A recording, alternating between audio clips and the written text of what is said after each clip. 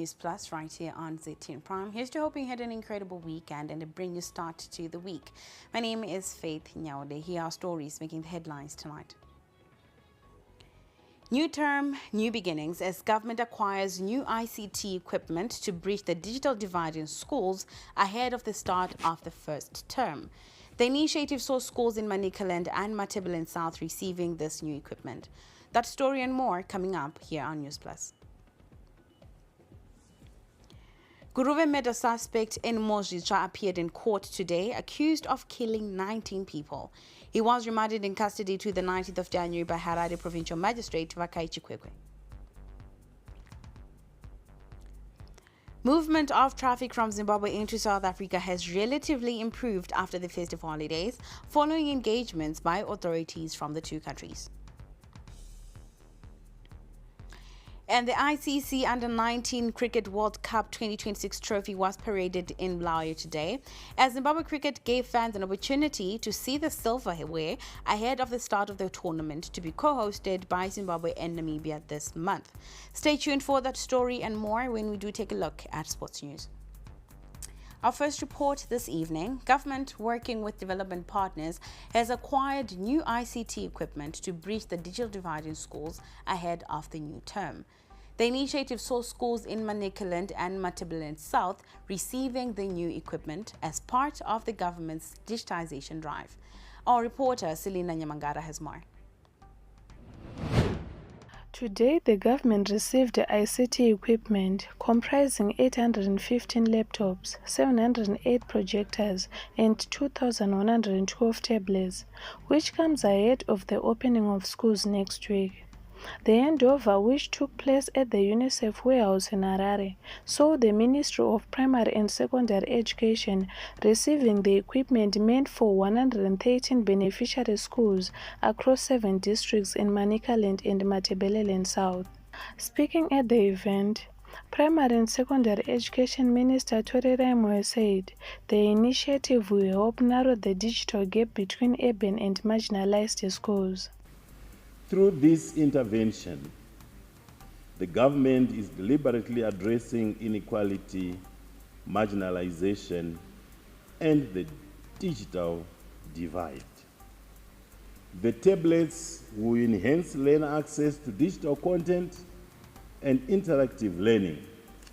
The laptops will strengthen teacher preparation, assessment, school administration, and content development. The projectors will support world-class digital instruction, ensuring inclusive access to technology-enhanced learning.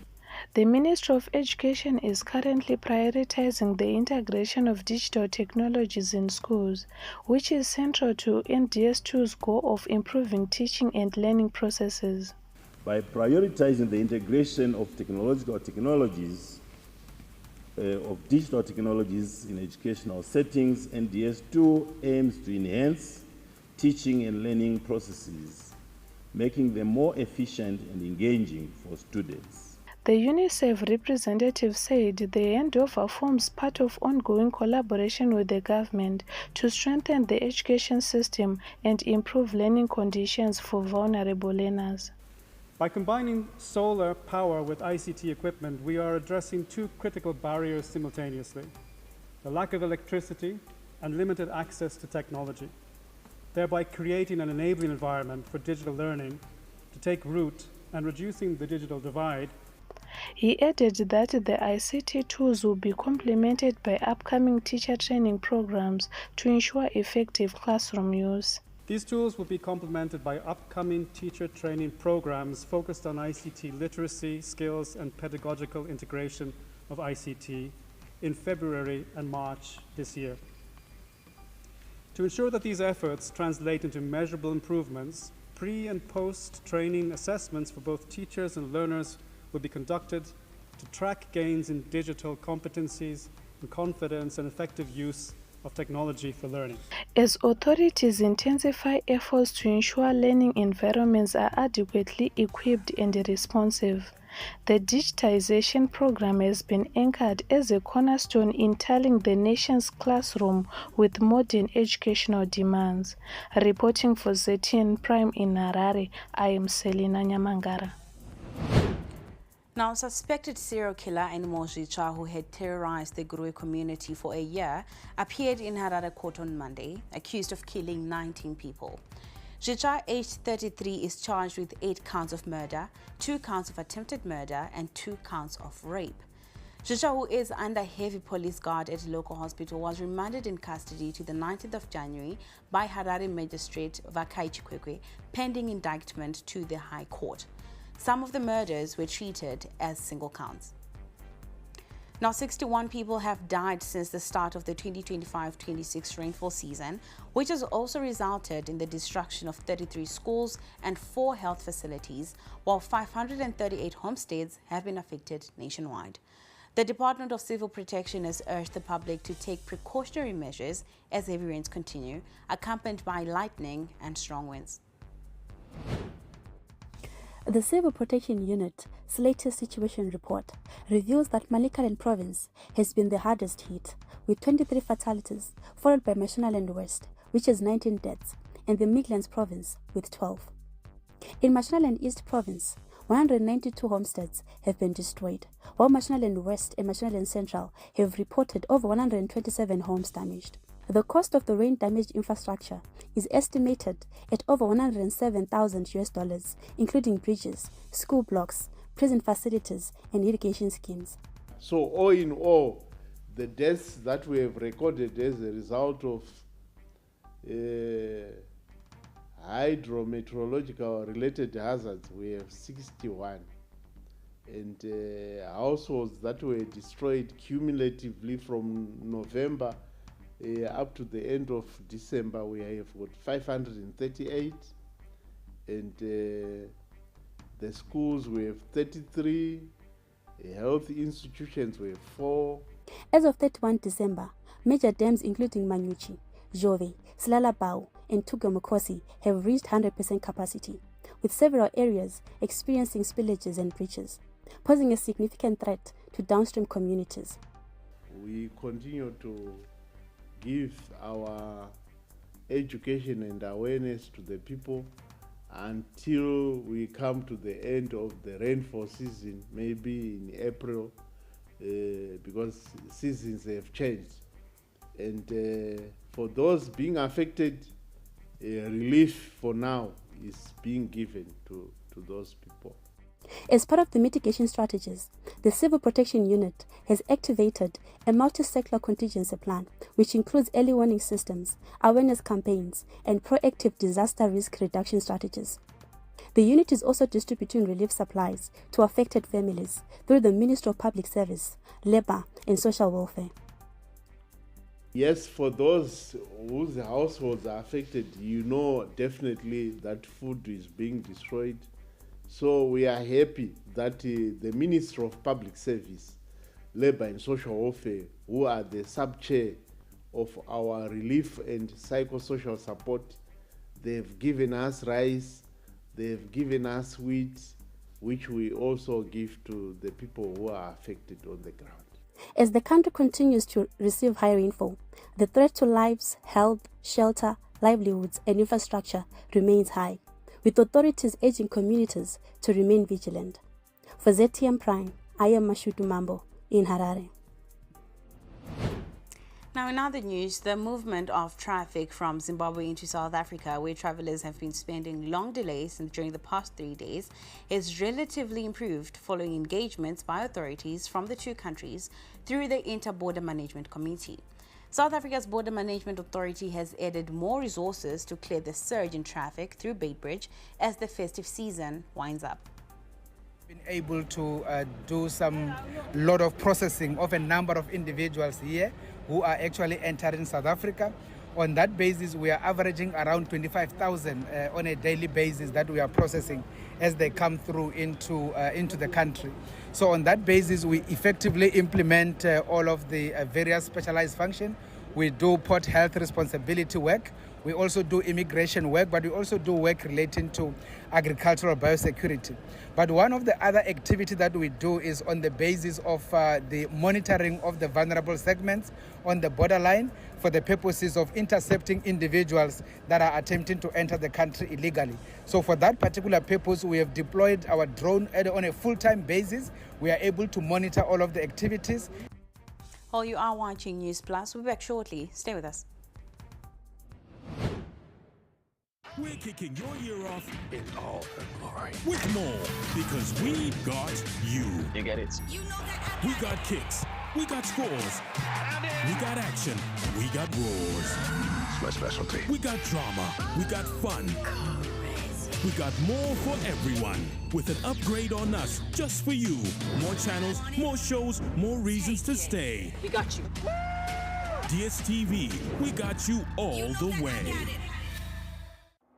Harare, tune into the beat. Capitalk 100.4 FM, your source for news, business, sports, fashion, and more. Experience the pulse of Harare's culture and lifestyle. Capitalk 100.4 FM, Harare's top radio station. Join the conversation with Zimbabwe's top personalities. Subscribe now for fresh and infotainment content daily. Capital 100.4 FM, Harare's heartbeat.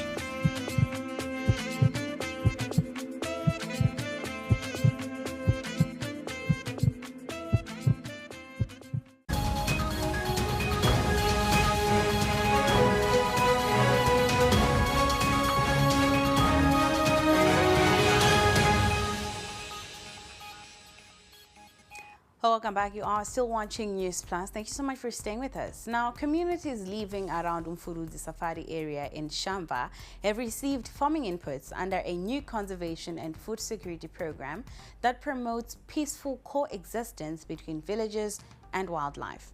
The initiative, led by government, traditional leaders, and private sector partners, also aims to curb deforestation and poaching.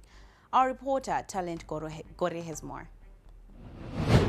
A new chapter of cooperation between people and wildlife as communities surrounding Umfurudzi Safari area benefit from a conservation-driven food security program.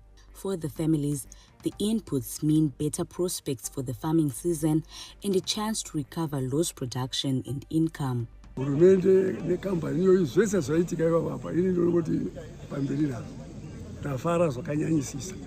The initiative brings together government, traditional leaders, and private sector partners to provide agricultural inputs to strengthen household food security for the locals. Zvatibatsira kuti mwaka uno vanhu vedu vakuwana cheuviri, vakuwana mafertilizer ekunosa dziminda yedu kuti nzara isaramba ichienderera mberi. Ndichitenda zvakare kunyanya mutungamiri wenyika baba Mnangagwa vanotipa mukana wekuita izvo zvose. Vanotibvumira kuti tiite zvese izvi takasununguka. Tiri kuzviita na zvinotongoramba chingotaura baba Mnangagwa deno varamba varipo tione vision 2030 yawo. The inputs are expected to improve yields for families whose livelihoods depend heavily on agriculture, while community leaders continue efforts to restore the local environment. Isusu kana munhu apiwa fertilizer akatengesa hatitendere, tinokodzera kuenda kutora kwayatengeswa chikonzero fertilizer tapiwa kuti tiraramise vanhu vararame nzara iite shoma, nokuti vanhu vakaita nzara vanoba, unopesera vataura zvisina nobasa rese. Saka munhu anofanira kuti akapiwa fertilizer osenza ari kumunda kwake zvinofadza. Saka munhu kana atora fertilizer tinotora topa munhu akakodzera. The fertilizer was sourced from United Capital Fertilizers in recognition of Chief Nyamaropa's role in championing conservation initiatives within the community. This is in appreciation of the good work that Chief Nyamaropa does in support of conservation within Umfurudzi Safari area. Umfurudzi Park is surrounded wholly by communities, so if we don't work with the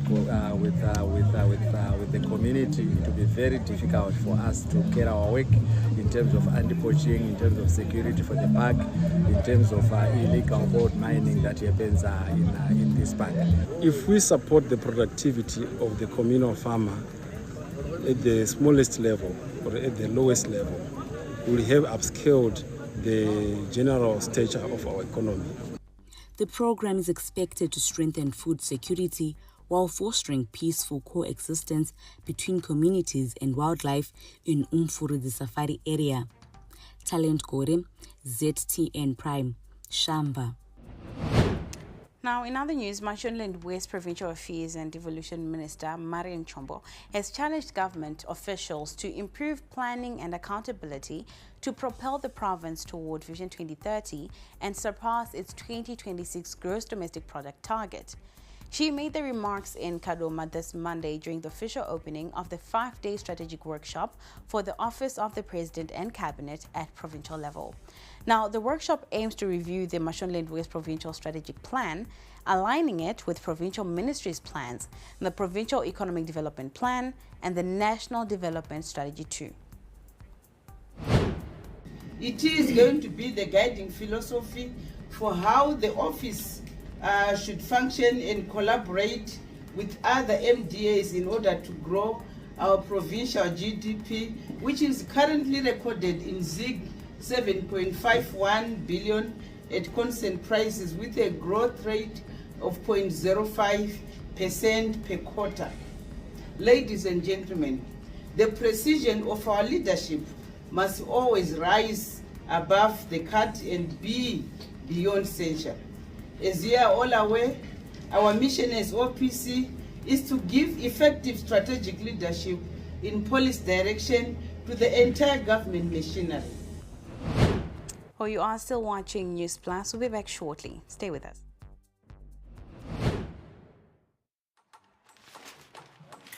This is AFCON, my friend. Everything is a competition. Everything.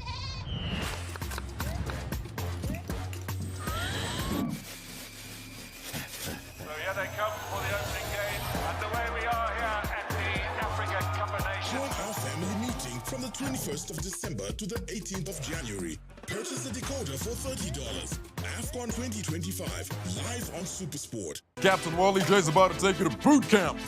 It's the riveting science and tech show that keeps you up to date with the hottest gizmos on the block and revealing the illustrious and innovative visionaries in Zimbabwe. So much to see, you'll keep swiping. This cherry red beauty is the Dairy Auto M7 mini electric car. They've designed our brute force incubator board. Look at what we've got here. Solar powered scarecrow was part of the project that I was supposed to complete. Catch Swipe every Tuesday at 5:30 p.m. on ZTN Prime, DSTV channel 294. Get the picture? Didn't graduate. I guess I blew it. You couldn't advise him anything. He would just look at you and say, so who do you think you are? We were just like really spoiled. And then they just give me the receipt and I'd pay. The guy walks in one day and then he says that he wants to make a movie. He was blowing the money. There was just like this habit that he had where as soon as he got money, it was gone. I just didn't have the skills or the experience. This money, I could see it disappear so fast.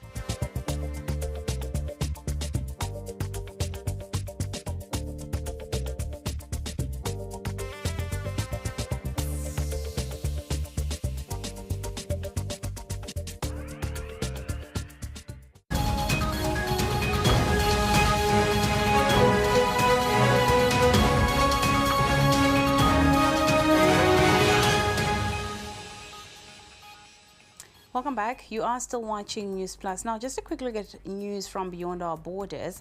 Abducted Venezuelan leader Nicolas Maduro and his wife, Celia Flores, are to appear in a court in New York on drug-related charges as President Donald Trump insists the U.S. is in control of Venezuela. The pair were taken from their Caracas compound on Saturday and flown to the U.S. as part of a special forces operation. At an emergency meeting of the UN Security Council, Secretary General Antonio Guterres said he was concerned that the rules of international law were not respected. Meanwhile, both China and Russia have slammed the U.S. intervention in Venezuela, calling it shockingly bullying of the country by the U.S.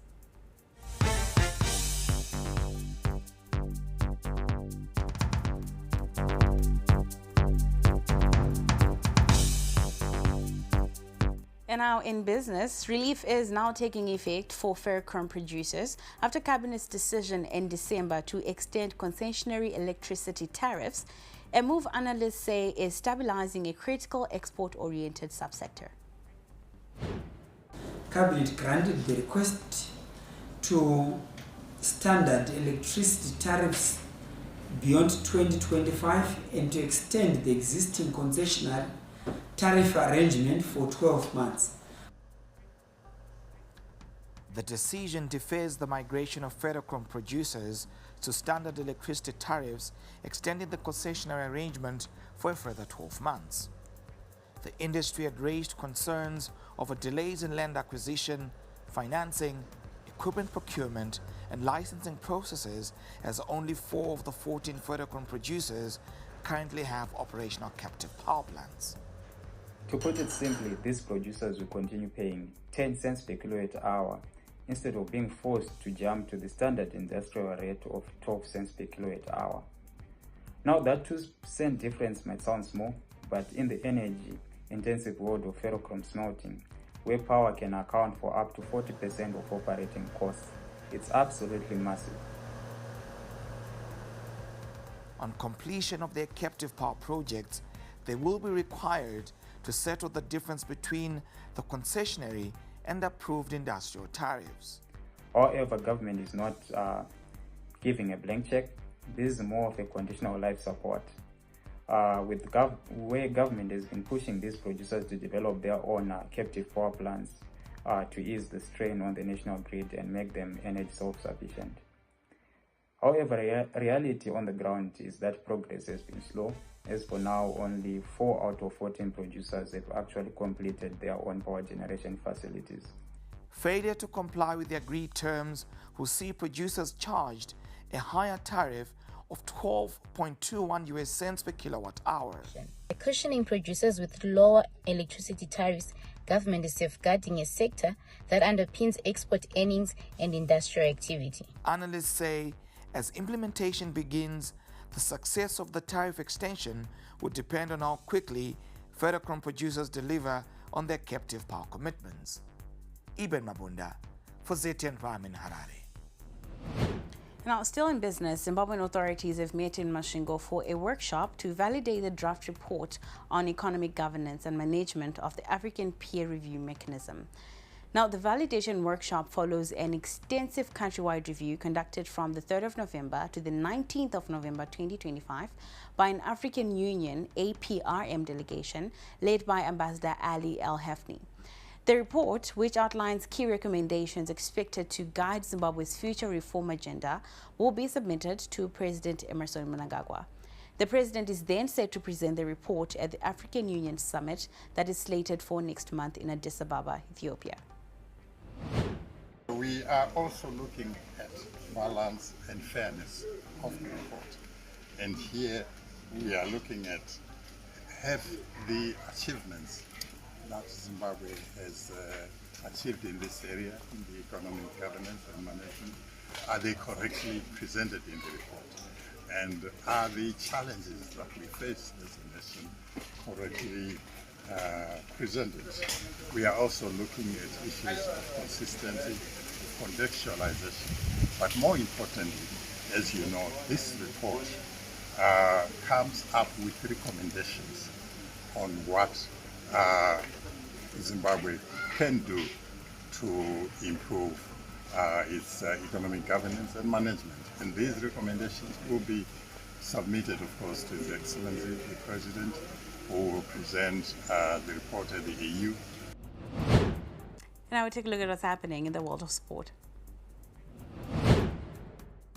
They call me Racer X, or in this case, Racer J. All right. Put your seatbelt on.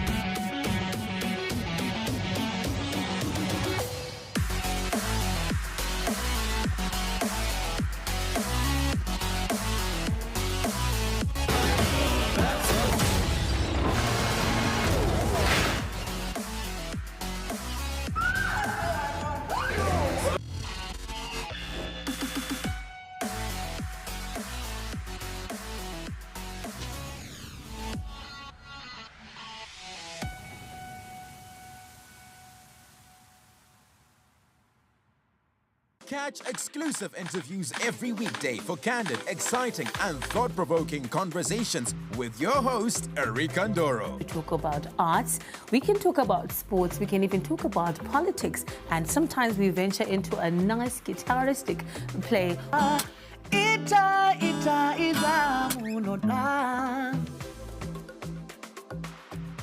The one story where you can't get out of your head. So Erika, like where you are sitting. No better face so personal music Afro music and I'm sure they're still saying the same thing now. Yeah, so Shona kana kuti chindevere kana mumwe mutaure muno muZimbabwe ndiwe iwewe ndiwo rupawo rwako ndicho chidadiso chako. Catch me, Erika Ndoro, right here on ZTN Prime every single Monday at 7 p.m. whilst we get exclusive.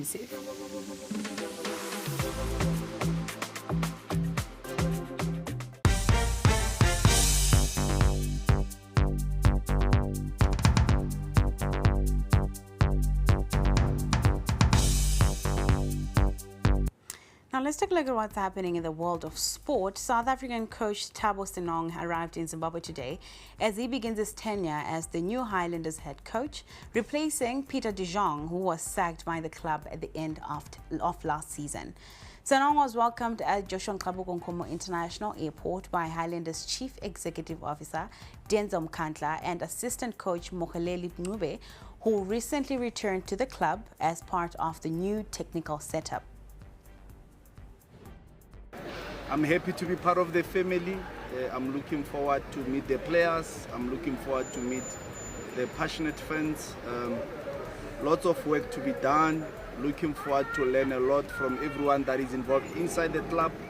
A very big club with a rich heritage, and then we're just looking forward to protect the brand of the club and work hard every day. Very fortunate that I've been very close with Mr. Denzel, the CEO.